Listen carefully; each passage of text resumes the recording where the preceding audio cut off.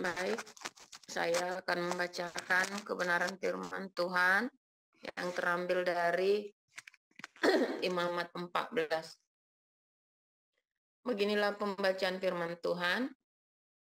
Tuhan berfirman kepada Musa, inilah yang harus menjadi hukum tentang orang yang sakit kusta pada hari pentahirannya. Ia harus dibawa kepada imam, dan imam harus pergi keluar perkemahan. Kalau menurut pemeriksaan imam penyakit kusta itu telah sembuh daripadanya, maka imam harus memerintahkan supaya bagi orang yang akan ditahirkan itu diambil 2 ekor burung yang hidup dan yang tidak haram, juga kayu aras, kain kermiji, dan hisop. Imam harus memerintahkan supaya burung yang seekor disembelih di atas belanga tanah berisi air mengalir. Tetapi burung yang masih hidup haruslah diambilnya bersama-sama dengan kayu aras, kain kermiji, dan hisop. Lalu bersama-sama dengan burung itu semuanya harus dicelupkannya ke dalam darah burung yang sudah disembelih di atas air mengalir itu. Kemudian ia harus memercik 7 kali kepada orang yang akan ditahirkan dari kusta itu, dan dengan demikian mentahirkan dia. Lalu burung yang hidup itu haruslah dilepaskannya ke padang.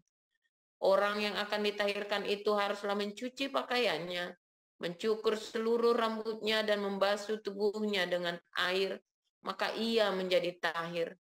Sesudah itu ia boleh masuk ke dalam perkemahan, tetapi harus tinggal di luar kemahnya sendiri 7 hari lamanya. Maka pada hari yang ketujuh ia harus mencukur seluruh rambutnya, rambut kepala, janggut, alis, bahkan segala bulunya harus dicukur, pakaiannya dicuci, dan tubuhnya dibasuh dengan air, maka ia menjadi tahir. Pada hari yang ke-8 ia harus mengambil 2 ekor domba jantan yang tidak bercela, dan seekor domba betina berumur setahun yang tidak bercela, dan 3/10 eva tepung yang terbaik diolah dengan minyak sebagai korban sajian, serta 1 log minyak. Imam yang melakukan pentahiran itu harus menempatkan orang yang akan ditahirkan bersama-sama dengan persembahannya di hadapan Tuhan, di depan pintu kemah pertemuan. Dan ia harus mengambil domba jantan yang seekor dan mempersembahkannya sebagai tebusan salah bersama-sama dengan minyak yang 1 log itu, dan ia harus mempersembahkannya sebagai persembahan unjukan di hadapan Tuhan. Domba jantan itu harus disembelihnya di tempat orang menyembelih korban penghapus dosa dan korban bakaran, di tempat kudus, karena korban penebus salah. Begitu juga korban penghapus dosa adalah bagian imam, itulah bagian maha kudus. Imam harus mengambil sedikit dari darah tebusan salah itu dan harus membubuhnya pada cuping telinga kanan dari orang yang akan ditahirkan, dan pada ibu jari tangan kanan, dan pada ibu jari kaki kanannya. Imam harus mengambil sedikit dari minyak yang 1 log itu dan menuangnya ke telapak tangan kiri imam sendiri. Ia harus mencelupkan jari kanannya ke dalam minyak yang di telapak tangan kirinya itu, dan sedikit dari minyak itu haruslah dipercikkannya dengan jarinya 7 kali di hadapan Tuhan. Dari minyak selebihnya, imam harus membubuh sedikit pada cuping telinga kanan orang itu, pada ibu jari tangan kanannya, dan pada ibu jari kaki kanannya, di tempat mana darah tebusan salah dibubuhkan. Dan apa yang tinggal dari minyak itu, haruslah dibubuhnya pada kepala orang yang akan ditahirkan. Dengan demikian, imam mengadakan pendamaian bagi orang itu di hadapan Tuhan. Imam harus mempersembahkan korban penghapus dosa, dan dengan demikian mengadakan pendamaian bagi orang yang akan ditahirkan dari kenajisannya, dan sesudah itu ia harus menyembelih korban bakaran. Kemudian imam harus mempersembahkan korban bakaran dan korban sajian di atas mezbah. Dengan demikian imam mengadakan pendamaian bagi orang itu, maka ia menjadi tahir. Tetapi jikalau orang itu miskin dan tidak mampu, ia harus mengambil domba jantan seekor saja sebagai tebusan salah untuk persembahan ujukan, supaya diadakan pendamaian bagi orang itu, Juga 1/10 eva tepung yang terbaik diolah dengan minyak untuk korban sajian dan 1 log minyak. Dan lagi 2 ekor burung tekukur atau 2 ekor burung merpati sekadar kemampuannya, yang seekor harus menjadi korban penghapus dosa dan yang seekor lagi menjadi korban bakaran. Pada hari yang ke-8 ia harus membawa semuanya untuk pentahirannya kepada imam ke depan pintu kemah pertemuan di hadapan Tuhan. Kemudian imam harus mengambil domba tebusan salah dan minyak yang 1 log itu. Lalu imam harus mempersembahkan semuanya sebagai persembahan ujukan di hadapan Tuhan. Ia harus menyembelih domba tebusan salah dan imam harus mengambil sedikit dari darah tebusan salah itu dan membubuhnya pada cuping telinga kanan orang itu dan pada ibu jari tangan dan ibu jari kanannya. Dengan imam harus menuang sedikit dari minyak itu ke telapak tangan kirinya sendiri. Lalu sedikit dari minyak itu haruslah dipercikkan oleh imam dengan jari kanannya 7 kali di hadapan Tuhan. Kemudian imam harus membubuh sedikit dari minyak itu pada cuping telinga kanan dari orang yang ditahirkan, pada ibu jari tangan kanannya dan pada ibu jari kaki kanannya, di tempat mana dibubuhi darah tebusan salah itu. Dan minyak selebihnya haruslah dibubuhnya pada kepala orang yang akan ditahirkan, supaya diadakan pendamaian bagi orang itu di hadapan Tuhan. Lalu ia harus mempersembahkan seekor dari kedua burung tekukur atau anak burung merpati yang dibawa orang itu sekedar kemampuannya, yang seekor sebagai korban penghapus dosa dan yang seekor lagi sebagai korban bakaran. Pak Maruli bisa lanjutkan. Silakan Pak Maruli.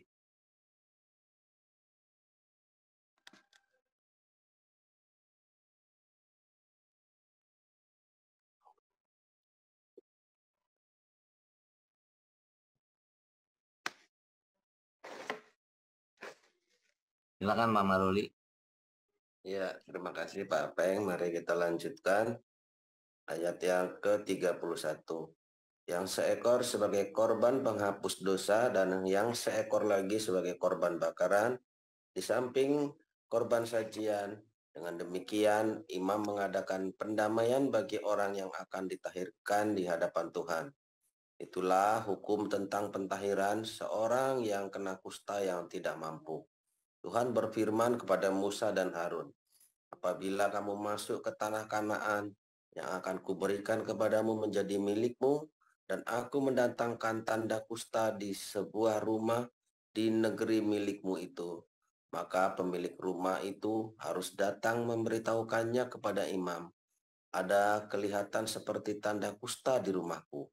Maka imam harus memerintahkan supaya rumah itu dikosongkan sebelum ia datang memeriksa tanda kusta itu, supaya jangan menjadi najis segala yang ada di dalam rumah itu. Dan sesudah itu barulah imam datang untuk memeriksanya. Kalau menurut pemeriksaannya, tanda pada dinding rumah itu merupakan lekuk-lekuk yang kehijau-hijauan atau kemerah-merahan warnanya, yang kelihatan lebih dalam dari permukaan dinding itu, imam harus keluar dari rumah itu, lalu berdiri di depan pintu rumah dan menutup rumah itu 7 hari lamanya. Pada hari yang ke-7, imam harus datang kembali. Kalau menurut pemeriksaannya tanda kusta itu meluas pada dinding rumah, maka imam harus memerintahkan supaya orang mengungkit batu-batu yang kena tanda itu dan membuangnya keluar kota ke suatu tempat yang najis. Dan ia harus mengikis rumah itu sebelah dalam berkeliling. Dan kikisan lepa itu haruslah ditumpahkan keluar kota ke suatu tempat yang najis. Dan orang harus mengambil batu-batu lain, lalu memasangnya sebagai pengganti batu-batu tadi. Dan harus mengambil lepa lain dan melepa rumah itu. Tetapi jikalau tanda itu timbul lagi di dalam rumah itu, sesudah batu-batunya diungkit dan sesudah rumah itu dikikis, bahkan sesudah dilepa lagi, dan kalau imam datang dan menurut pemeriksaannya tanda itu meluas di dalam rumah, maka kusta ganaslah yang di dalam rumah itu, dan rumah itu najis. Rumah itu haruslah dirombak, yakni batunya, kayunya, dan segala lepa rumah itu. Lalu dibawa ke semuanya keluar kota ke suatu tempat yang najis. Dan orang yang masuk ke dalam rumah itu, selama rumah itu ditutup menjadi najis sampai matahari terbenam. Dan orang yang tidur di dalam rumah itu haruslah mencuci pakaiannya. Demikian juga orang yang makan di dalam rumah itu haruslah mencuci pakaiannya. Tetapi jikalau imam datang dan menurut pemeriksaannya, tanda itu tidak meluas di dalam rumah itu sesudah dilepa, maka imam harus menyatakan rumah itu tahir karena tanda itu telah hilang. Kemudian untuk menyucikan rumah itu haruslah ia mengambil 2 ekor burung, kayu aras, kain kirmisi, dan hisop. Burung yang seekor harus disembelihnya di atas belanga tanah berisi air mengalir. Lalu ia harus mengambil kayu aras dan hisop, kain kirmisi, dan burung yang masih hidup itu, dan mencelupkan semuanya ke dalam darah burung yang sudah disembelih dan ke dalam air mengalir itu. Kemudian ia harus memercik kepada rumah itu 7 kali. Dengan demikian, ia harus menyucikan rumah itu dengan darah burung, air mengalir, burung yang hidup, kayu aras, hisop, dan kain kirmisi. Dan burung yang hidup itu harus dilepaskannya keluar kota ke padang. Dengan demikian, ia mengadakan pendamaian bagi rumah itu, maka rumah itu menjadi tahir. Itulah hukum tentang setiap penyakit kusta, kudis kepala, tentang kusta pada pakaian dan rumah, tentang bengkak, bintil-bintil, dan panau, untuk memberi petunjuk dalam hal najis atau dalam hal tahir. Itulah hukum tentang kusta. Amin. Ya, amin Pak Maruli. Silakan Ibu Santi Simanjuntak. Kita lanjutkan Matius 10 ayat 1 sampai 33.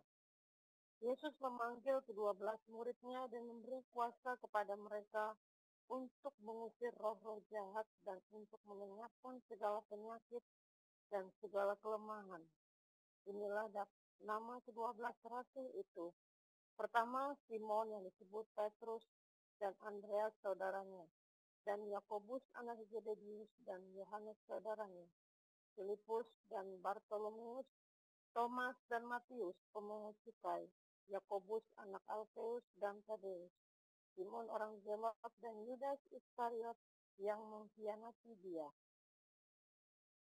Ke-12 murid itu diutus oleh Yesus dan ia berpesan kepada mereka, "Janganlah kamu menyimpang ke jalan bangsa lain atau masuk ke dalam kota orang Samaria, melainkan pergilah kepada domba-domba yang hilang dari umat Israel. Pergilah dan beritakanlah, kerajaan sorga sudah dekat. Sembuhkanlah orang sakit, bangkitkanlah orang mati, tahirkanlah orang kusta, usirlah setan-setan. Kamu telah memperolehnya dengan cuma-cuma, karena itu berikanlah pula dengan cuma-cuma. Janganlah kamu membawa emas atau perak atau tembaga dalam ikat pinggangmu. Janganlah kamu membawa bekal dalam perjalanan. Janganlah kamu membawa baju 2 helai, kasut atau tongkat, sebab seorang pekerja patut mendapat upahnya. Apabila kamu masuk kota atau desa, carilah di situ seorang yang layak dan tinggallah padanya sampai kamu berangkat. Apabila kamu masuk ke rumah orang, berilah salam kepada mereka. Jika mereka layak menerimanya, salammu itu turun ke atasnya. Jika tidak, salammu itu kembali kepadamu. Dan apabila seorang tidak menerima kamu dan tidak mendengarkan perkataanmu, keluarlah dan tinggalkanlah rumah atau kota itu, dan kebaskanlah debunya dari kakimu. Aku berkata kepadamu, sesungguhnya pada hari penghakiman, tanah Sodom dan Gomora akan lebih ringan tanggungannya daripada kota itu. Lihat, aku mengutus kamu seperti domba ke tengah-tengah serigala. Sebab itu hendaklah kamu cerdik seperti ular dan tulus seperti merpati. Tetapi waspadalah terhadap semua orang, karena ada yang menyerahkan kamu kepada majelis agama, dan mereka akan menyiksa kamu di rumah ibadatnya. Dan karena aku, kamu digiring ke muka penguasa-penguasa dan raja-raja sebagai suatu kesaksian bagi mereka dan bagi orang-orang yang tidak mengenal Allah. Apabila mereka menyerahkan kamu, janganlah kamu khawatir akan bagaimana dan akan apa yang harus kamu katakan, karena semuanya itu akan dikaruniakan kepadamu pada saat itu juga. Karena bukan kamu yang berkata-kata, melainkan roh Bapakmu. Dia yang akan berkata-kata di dalam kamu. Orang yang akan menyerahkan saudaranya untuk dibunuh, demikian juga seorang ayah akan anaknya, dan anak-anak akan memberontak terhadap orang tuanya dan akan membunuh mereka. Dan kamu akan dibenci semua orang oleh karena namaku. Tetapi orang yang bertahan sampai pada kesudahannya akan selamat. Apabila mereka menganiaya kamu dalam kota yang satu, larilah ke kota yang lain. Karena aku berkata kepadamu, sesungguhnya sebelum kamu selesai mengunjungi kota-kota Israel, Anak Manusia sudah datang. Seorang murid tidak lebih daripada gurunya, atau seorang hamba daripada tuannya. Cukuplah bagi seorang murid jika ia menjadi sama seperti gurunya, dan bagi seorang hamba jika ia menjadi sama seperti tuannya. Jika tuan rumah disebut Beelzebul, apakah seisi rumahnya? Jadi janganlah kamu takut terhadap mereka, karena tidak ada sesuatu pun yang tertutup yang tidak akan dibuka, dan tidak ada sesuatu pun yang tersembunyi yang tidak akan diketahui. Apa yang kukatakan kepadamu dalam gelap, katakanlah itu dalam terang, dan apa yang dibisikkan ke telingamu, beritakanlah itu dari atas atap rumah. Dan janganlah kamu takut kepada mereka yang dapat membunuh tubuh, tapi yang tidak berkuasa membunuh jiwa. Takutlah terutama kepada Dia yang berkuasa membinasakan baik jiwa maupun tubuh di dalam neraka. Bukankah burung pipit dijual 2 ekor seduit, namun seekor pun daripadanya tidak akan jatuh ke bumi di luar kehendak Bapakmu. Dan kamu serambut kepalamu pun terhitung semuanya. Sebab itu, janganlah kamu takut, karena kamu lebih berharga daripada banyak burung pipit. Setiap orang yang mengakui aku di depan manusia, aku juga akan mengakuinya di depan Bapakku di sorga. Tetapi barang siapa menyangkal aku di depan manusia, aku juga akan menyangkalnya di depan Bapakku yang di sorga. Demikian firman Tuhan. Ya, terima kasih untuk para lektor, Bu Salma, Pak Maruli, dan Ibu Santi Simanjuntak. Kita akan mendengarkan renungan firman yang akan disampaikan oleh Pastor Paul. Silakan Pastor Paul. Haleluya, firman Tuhan selalu baru setiap hari bagi kita semua yang menanti-nantikan Tuhan dengan penuh cinta, saudara ya. Ingat, mari kita belajar peraturan ya dibuat bukan untuk mengekang atau mengendalikan cinta, tapi untuk menjaga agar cinta itu tidak di-abuse, tidak dibully, cinta itu tidak korup dengan adanya aturan itu, saudara ya. Sehingga orang mempunyai persepsi yang sama tentang cinta itu, dan orang-orang menjaga cinta itu bersama-sama dengan membuat sebuah aturan. Ya. Nah, jadi kalau Anda berumah tangga, harus bikin aturan tuh, suami istri tuh janjian. Ngalir aja, nanti ribut terus, saudara. Ya, jangan nanti kalau udah menikah gimana, mengalir saja. Nggak bisa, saudara. Sebelum kamu menikah, kamu janjian. Bahkan kalau sudah menikah, ada banyak kesalahan. Oke, kita perbarui perjanjian kita bikin aturan yang baik. Kita bikin kesepakatan sama-sama. supaya kita jangan mengabuse cinta itu, ya. Nah, jadi itu gunanya aturan ya. Nah, tapi jangan sampai aturan itu kemudian gara-gara aturan itu membuatmu meninggalkan cinta. Tapi aturan itu supaya kamu tahu, oh kalau begini aku akan menyakiti, ya. Aku akan menyakiti orang lain. Oh kalau begini aku akan mengecewakan dia. Karena ada aturan itu, ya. Nah, hari ini saudara kita belajar lagi tentang imam, tugas imam. Tugas imam ini adalah ya menjelaskan ketika ada orang kena penyakit kusta, si imam ini akan ngasih tahu nih, oh, ini kamu sudah sembuh, oh ini kamu belum sembuh. Zaman itu, zaman Musa, seorang imam atau seorang nabi, dia belajar semua ilmu yang ada saat itu. Orang-orang berpendidikan di zaman itu, ya gelarnya imam atau nabi. Ya, gelarnya imam atau nabi zaman itu. Kalau hari ini kamu punya gelar dokter, pendeta, insinyur. Tetapi zaman Musa, gelarnya ya cuman ahli Taurat. Ya, imam atau nabi, udah begitu. Zaman Yesus lebih banyak, ahli Farisi, ahli Taurat, ya, para imam, atau Anda menjadi anggota Sanhedrin, atau Anda menjadi pejabat. Ya, jadi ada banyak sekali saat zamannya Yesus lebih variatif ya. Tetapi di zamannya Musa, maka para imam ini dia ngerti ilmu kedokteran, dia ngerti ilmu matematika, dia mengerti ilmu alam, ilmu perbintangan, ilmu pertanian. Orang nanya sama imam, ya. Zaman itu agama itu adalah sebuah sains. Zaman itu, ya. Jadi orang sudah ngerti agama itu wah hebat sekali, ya. Kenapa? Karena zaman itu agama adalah sains. Kalau sekarang bukan. Ya, agama adalah sebuah klinik. Di zaman itu agama adalah sebuah sains. Kamu mengerti kapan musim tanam, kamu lihat bintang, kamu melihat bulan Nisan, bulan ini. Oh, begitu bulan Nisan, maka itu sudah saatnya ya untuk menuai. Begitu hari raya Sukot, oh itu saatnya apa? Saatnya panen terakhir. Lalu memasuki musim gugur, ya kan? Nah, itu para imam yang menentukan kapan hari-hari itu. Kalau ada orang sakit juga sama.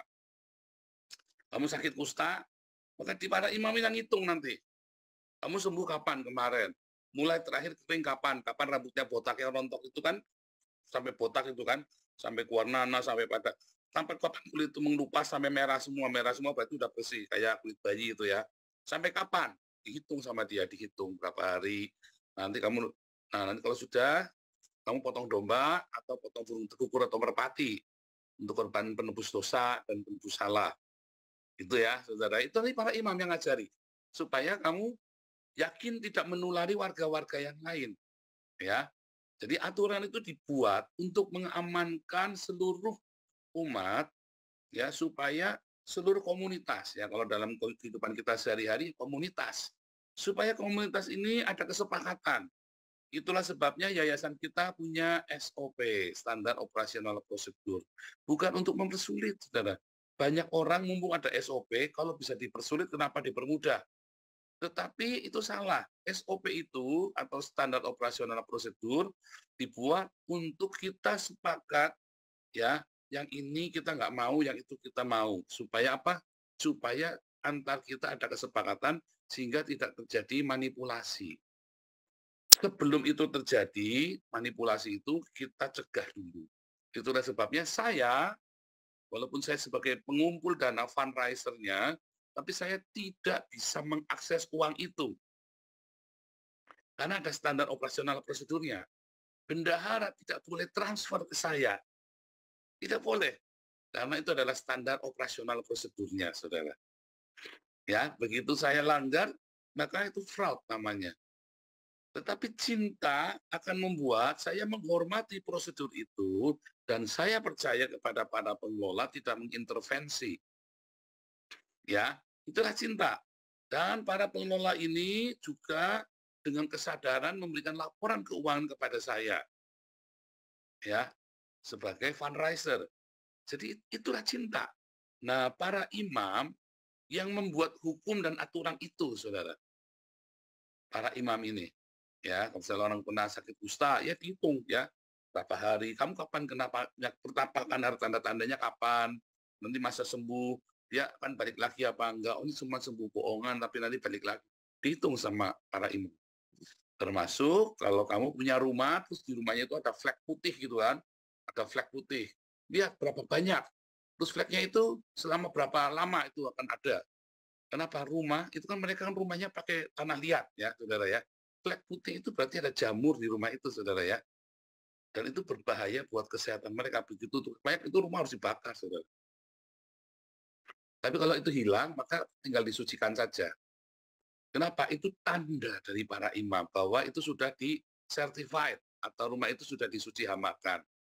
Makanya dikasih tanda. Kalau zaman sekarang kan kasih stiker, sudah disemprot obat demam berdarah. Apa sih namanya, saya lupa apa namanya, Mas? Obat demam berdarah itu ya, semprotan demam berdarah ya, dikasih stiker, misalnya begitu ya. Zaman itu para imam, saudara, karena nggak ada petugas dari POM, petugas dari dinas kesehatan, semuanya para imam. Mereka semua namanya adalah para imam. Pamong Praja itu ya imam. Ya. Kalau Anda lihat ada kubu-kubu kota-kota perlindungan, di situ ada para imam. Para imam penjaganya yang pegang senjata, pegang pedang ya para imam, saudara. Itulah pamong prajanya. Ya, Satpol PP-nya juga para imam. Nah, itu sama seperti itu ya. Nah, saudara, kita ini adalah para imam ya untuk menjaga cinta itu, saudara. Kita ini para imam. Makanya tadi Tuhan Yesus bilang, pergilah, sembuhkanlah orang sakit, tahirkanlah orang kusta. Coba Anda bayangin, tahirkan orang kusta. Padahal ya orang kusta itu aturannya menurut aturan para imam. Memang murid-murid Yesus itu didesain untuk menjadi para imam bagi dunia ini. Termasuk Anda dan saya ketika kita menerima Yesus Kristus sebagai Tuhan dan Juru Selamat, 1 Petrus 2 ayat 9, kamulah bangsa terpilih, imamat yang rajani. Kita diberi tugas untuk mentahirkan dunia ini, saudara. Sehingga di dalam Yohanes 19 ya, kalau terimalah Roh Kudus ditiup, terimalah Roh Kudus.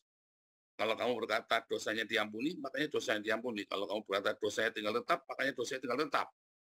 Kita itu diberi kuasa, saudara, untuk mentahirkan dunia ini.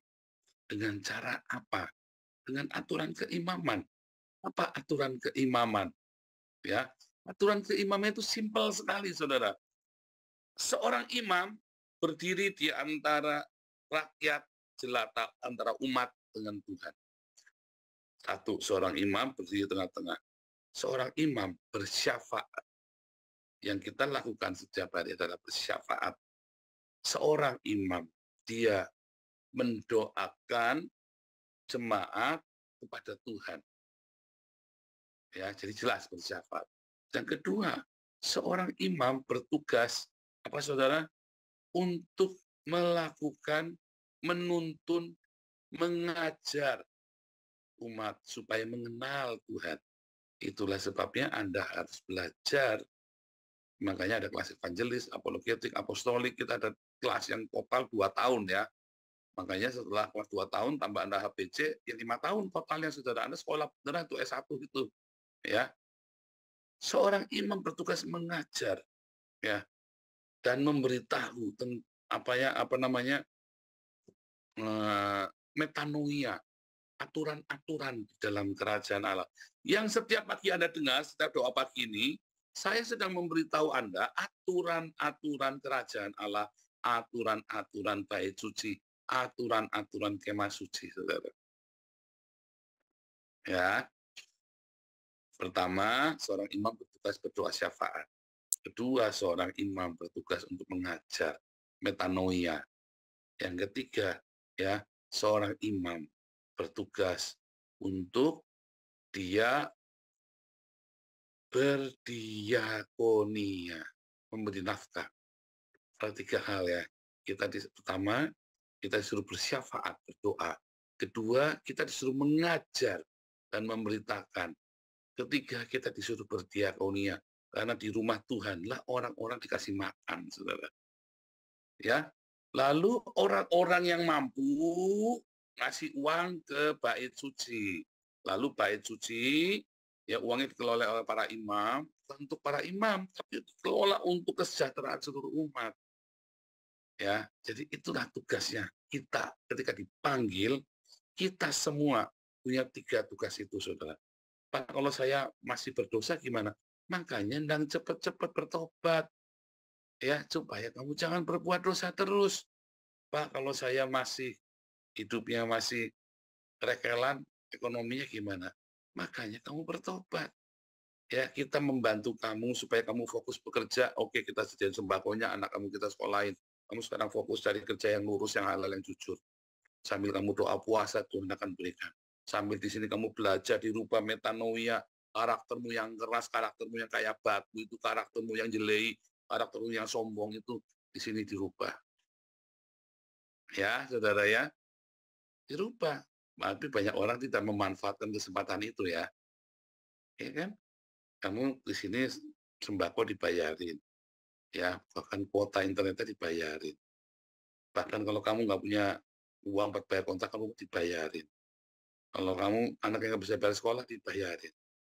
Tetapi kamu tetap malas kerja, yaitu deritamu, saudara. Itulah sebabnya kamu akan hidup dari belas kasihan orang terus. Tapi kalau kamu rajin bekerja, kalau kamu mau berdoa dan kamu bertobat karaktermu, rendah hati, ya, bagaimana? Ada 3 dulu pernah diajarin ya. 1, kamu harus jujur, harus rajin kerja, dan ketiga, kamu harus rendah hati. Jamin kamu akan sukses. Rajin bekerja, jujur, dan rendah hati. 3 hal ini akan membuat kamu sukses, ditambah kamu hidup kudus. Ya, sehingga kamu nggak akan meleset itu semua berkat dari hidupmu. Apalagi kamu tambah lagi berdiakonia, 40 lipat berkatmu, kamu akan kaya raya, saudara. Serius ya, kaya raya. Berkelimpahan yang saya maksud, kaya raya berkelimpahan. Nah, di sini kamu diajarin tiap hari. Jangan keraskan hatimu. Saya sebagai para imam, kami para imam, ya, melayanimu di dalam firman, di dalam doa, di dalam diakonia.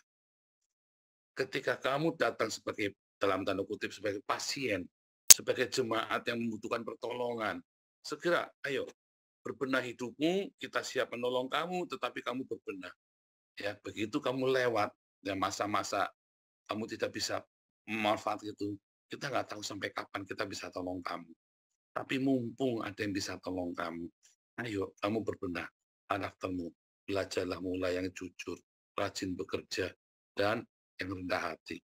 Ya, Tuhan akan cukupkan, dan suatu hari kamu akan menjadi berkat bagi sesama. Ya, selama ini kamu dibantu, suatu hari kamu yang akan membantu. Ya, itulah para imam yang bertugas bersyafaat, ya, mengajar Anda, mengajar kita semua, ya, dan membagi makanan. Tuhan Yesus memberkati.